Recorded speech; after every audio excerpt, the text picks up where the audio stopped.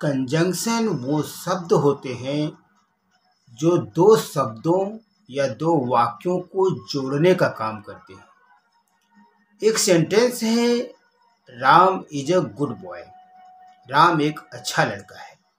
और दूसरा सेंटेंस है हमारा, Shyam is a good boy, Shyam अच्छा लड़का है।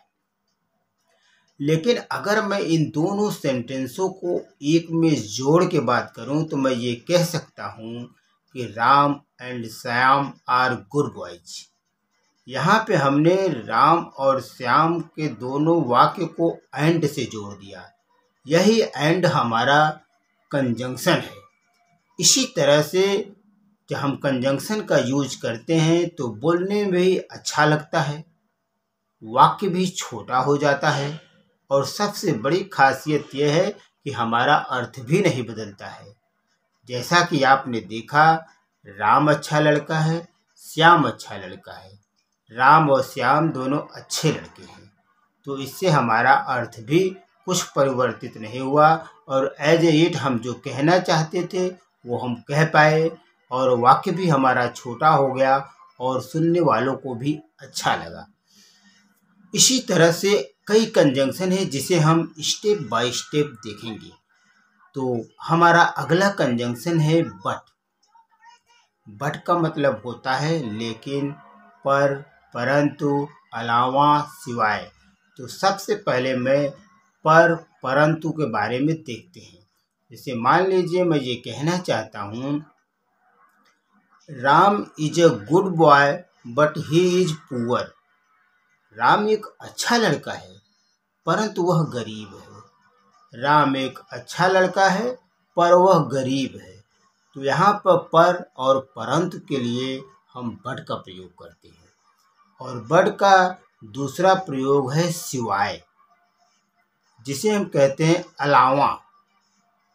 आई can go anywhere but your home.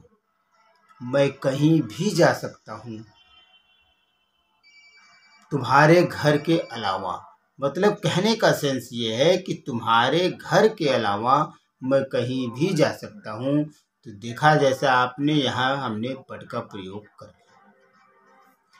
आपको बताते चले कि जैसा हमने पिछले सेंटेंस में देखा कि अलावा के लिए हमने बट का प्रयोग किया, तो एक होता है एक्सेप्ट।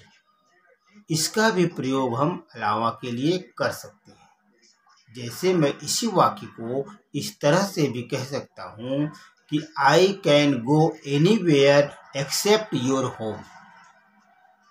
अब हमारा अगला कंजंक्शन है so, hence, henceforth, therefore, that's why.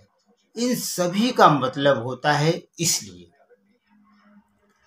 अगर हमें ये कहना हो कि वह वहाँ गया इसलिए आप यहाँ आए, he went there so you came here, he went there hence you came here। इस तरह से इसलिए के लिए हम यहाँ पर so, hence, henceforth, therefore, that's why किसी का भी प्रयोग कर सकते हैं।